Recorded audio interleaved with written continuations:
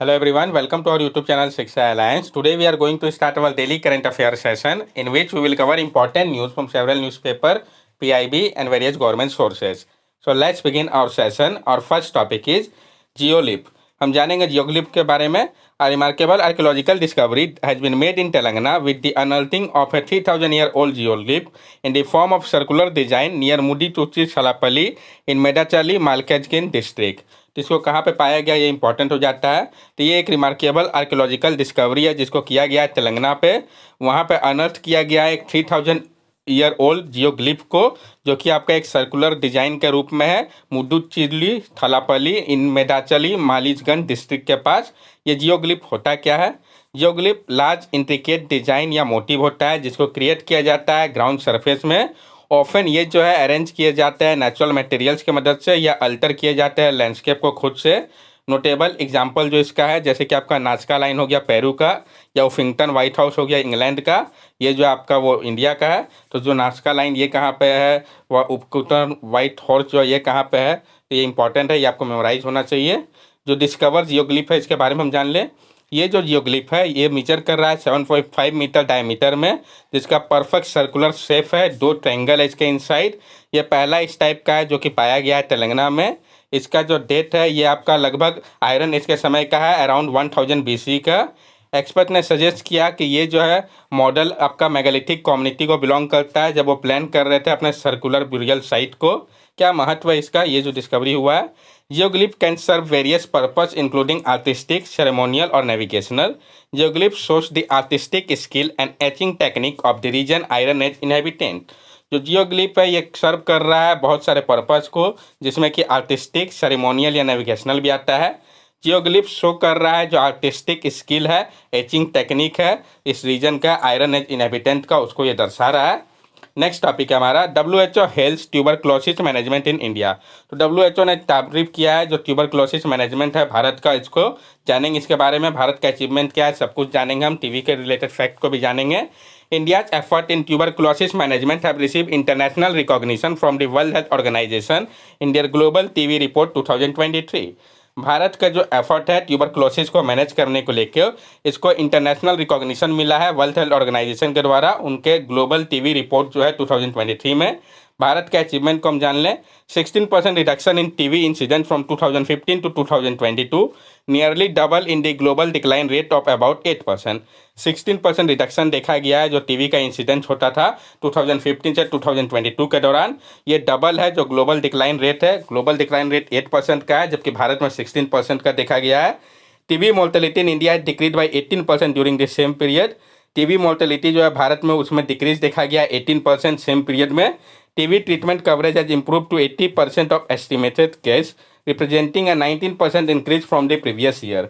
और जो TB treatment case है इसमें भी इम्प्रूव देखा गया है 80% का एस्टिमेटेड केस का.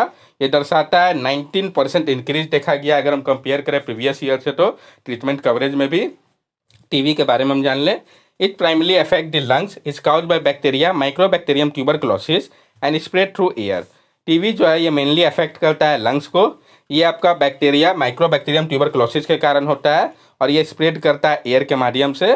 Common medication for TB include isoniazid, rifampicin, ethambutol और पायरिंजेमाइड. जो कॉमन मेडिकेशन है टीबी के लिए जिसको कि उपयोग किया जाता है, जैसे कि आपका आइसोनाचिड हो गया, राइफेम्पिन हो गया, इथाम्बुटोल हो गया, पाइचेनामाइड हो गया. Bacillus Calmette Guerin vaccine is the only licence TB prevention measure. और जो bacillus Calmette Guerin BCG vaccine है ये एक लौटा लाइसेंस टीबी प्रिवेंशन मेजर है. Risk factor for TB include diabetes, HIV infection, under nutrition and tobacco use. जो risk factor है TB के लिए ये इंक्लूड करता है जैसे कि diabetes, HIV infection, under nutrition या टोबैको यूज हो गया. Drug resistant TB include multi drug resistance, extensively drug resistance and totally drug resistance form. जो ड्रग रेजिस्टेंट टीबी है इसमें आपका मल्टी ड्रग रेजिस्टेंट टीबी हो सकता है, चाहे एक्सटेंसिवली ड्रग रेजिस्टेंस हो या टोटली ड्रग रेजिस्टेंस फॉर्म भी हो सकता है. भारत में स्टेटस क्या है? इन 2022 India reported over 24 lakh TB cases with 27% of the world TB cases. 2022 में भारत में रिपोर्ट किया गया है 24 लाख टीबी केसेस जो कि 27% है वर्ल्ड के टीबी केसेस का. India efforts are supported by initiative like National Strategic Plan for Tuberculosis Elimination 2017 to 2015, TB मुक्त पंचायत अभियान, टीबी हारेगा देश जीतेगा कैंपेन, पीएम टीबी मुक्त भारत अभियान एंड निक्षय पोर्टल योजना for multi nutritional support for TB patient contributing to successfully TB management. Bharat के द्वारा एफर्ट लिया जा रहा है ताकि सपोर्ट किया जा सके जो इनिशिएटिव है उसको, जैसे कि आपका हो गया national strategic plan for tuberculosis elimination 2017 to 2025, TB मुक्त पंचायत अभियान, टीबी हारेगा देश जीतेगा कैंपेन, पीएम टीबी मुक्त भारत अभियान, निक्षय पोषण योजना ताकि न्यूट्रिशनल सपोर्ट किया जा सके टीबी पेशेंट को, कंट्रीब्यूट करना, ये सब कर रहा है सक्सेसफुली टीबी को मैनेज करने में। नेक्स्ट टॉपिक है हमारा Subansiri lower hydro electric project.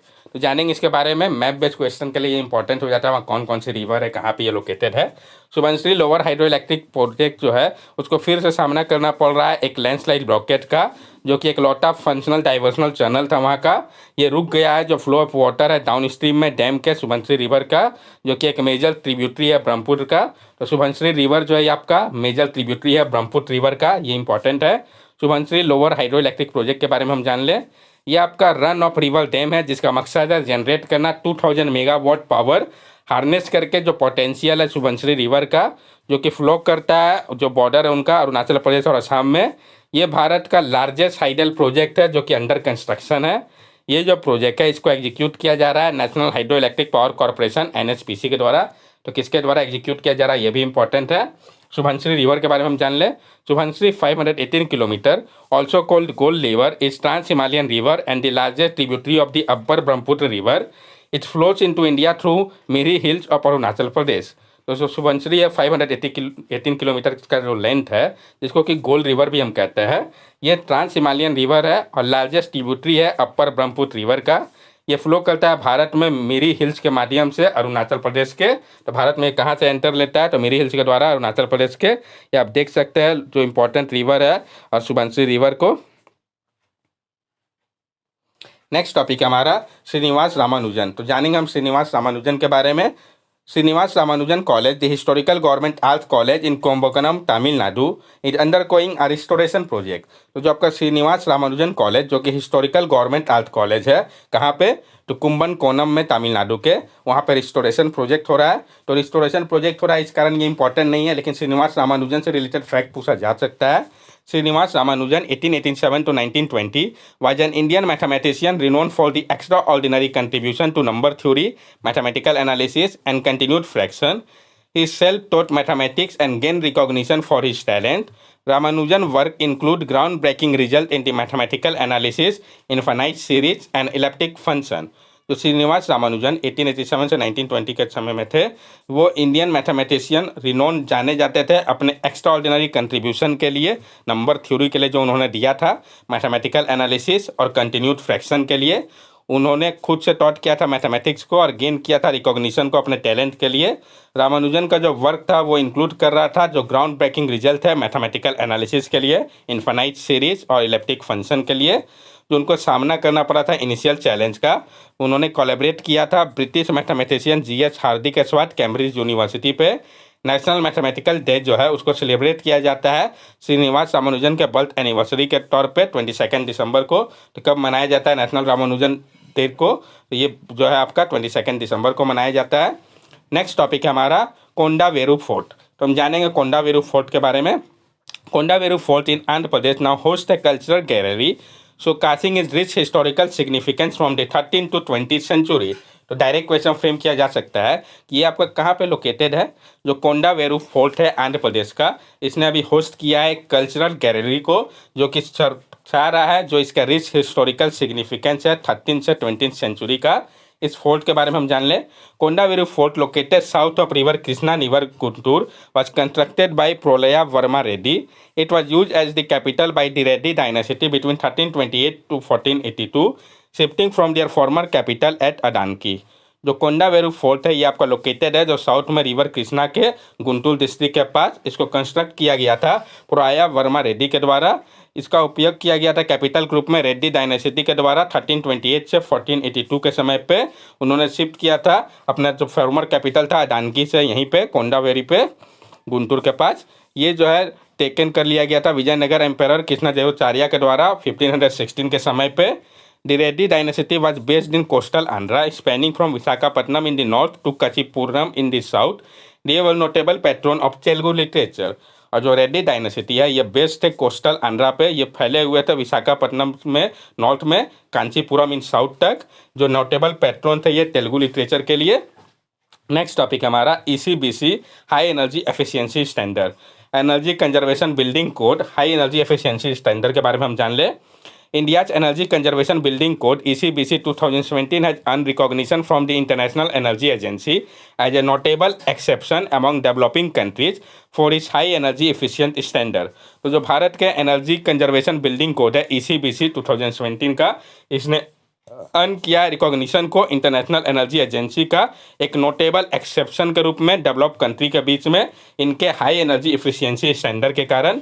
ECBC Bureau of Energy Efficiency introduced the Energy Conservation Building Code (ECBC) in 2007 and updated in 2017, aimed at commercial building with a connected load of 100 kilowatt or worked with a code set minimum energy standard, targeting energy saving of up to 25 to 50%, applicable to new and existing building. It assets parameter like building design, lighting system, and renewable energy integration.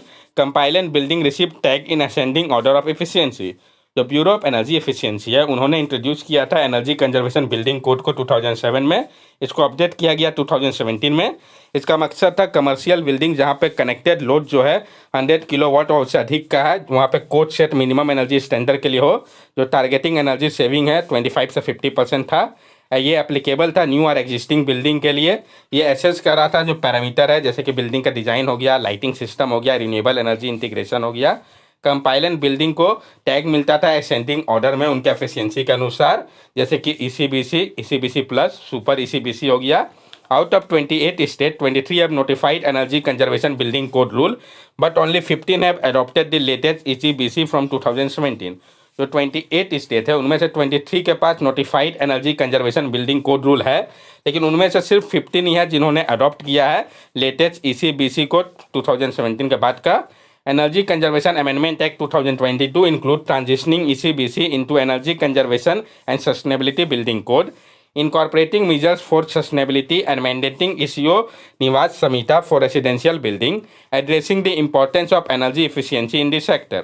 और जो energy conservation amendment act है 2022 का, ये include करता है transitioning ECBC को energy conservation and sustainability building code के रूप में। ये इनकॉर्पोरेट करता है जो मेजर्स है सस्टेनेबिलिटी के लिए, और मैंडेट करता है इसियो निवास संहिता को रेसिडेंशियल बिल्डिंग के लिए, ताकि एड्रेस किया जा सके जो इंपॉर्टेंस है एनर्जी एफिशिएंसी का इस सेक्टर में।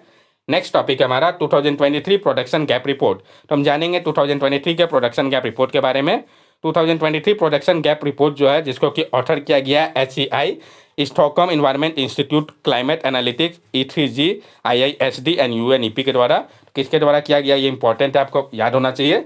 ये रिवील करता है कंसर्निंग ट्रेड को, जहाँ पे गवर्नमेंट इंटेंट जो है प्रोड्यूस करने के लिए अप्रॉक्सीमेटली 110% मोर फॉसिल फ्यूल है 2030 तक, जिसको माना जा रहा है कि ये लिमिट करने के लिए ग्लोबल वार्मिंग को 1.5 डिग्री सेल्सियस मुश्किल है। इस रिपोर्ट को लॉन्च किया गया था 2019 में। क्या है production gap?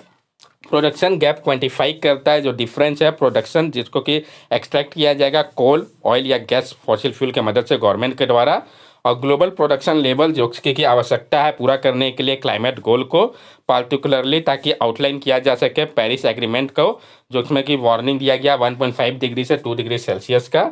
Production gap versus emission gap. तो जो एमिशन गैप है ये रिफर करता है जो डिफरेंस है ग्लोबल ग्रीन हाउस गैस के एमिशन का अंडर नेशनली डिटरमाइंड कंट्रीब्यूशन के लिए, और जो एक्सेप्टेड लेवल है 2030 के लिए। रिपोर्ट में क्या पाया गया है, जो मेजर कंट्री है जैसे कि Australia, Brazil, Canada, China, India, UAE, ये सब जो है प्रोजेक्ट कर रहे हैं कि वो इंक्रीज करेंगे ग्लोबल कोल प्रोडक्शन को 2030 तक, और ऑयल और गैस प्रोडक्शन को अंटिल एटलीस्ट 2050 तक। आप समझ सकते हैं इसका क्या परिणाम निकलेगा। क्या रिकमेंडेशन दिया गया है, ये इंक्लूड कर रहा है कि अडॉप्ट किया जाए रिडक्शन टारगेट को फॉसिल फ्यूल प्रोडक्शन का, और इंश्योर किया जाए इक्विटेबल ट्रांजिशन को, जो कि कंसीडर करें इन सब कंट्री को। टारगेट किया जाएगा एक नियर टोटल फेज आउट को कोल प्रोडक्शन का, जो कि यूज किया जाएगा 2040 तक। कपल किया जाएगा इसको 75% reduction in oil and gas production को, और यूज किया जाएगा इसको 2050 तक, जिसको कि कंपेयर किया जाएगा 2020 के लेवल के अनुसार, ताकि इसको फेज आउट करने में परेशानी ना हो। आप यहाँ पे देख सकते हैं जो ग्लोबल फॉसिल फ्यूल प्रोडक्शन है यहाँ पे दिखाया गया है, जो गवर्नमेंट का प्लान है, stated policy, announce place 2 degree Celsius 1.5 degree, जो सब बताया गया यहाँ पे सब दिखाया गया कैसे क्या क्या किया जाएगा। That's all for daily current affair session. अगर आपको हमारी वीडियो अच्छी लगी हो तो हमारे चैनल सब्सक्राइब करें, हमारे वीडियो को लाइक करें और ज़्यादा से ज़्यादा शेयर करें। These are our social media link. From here also you can stay connected with us and give us your valuable feedback. Thank you and have a nice day.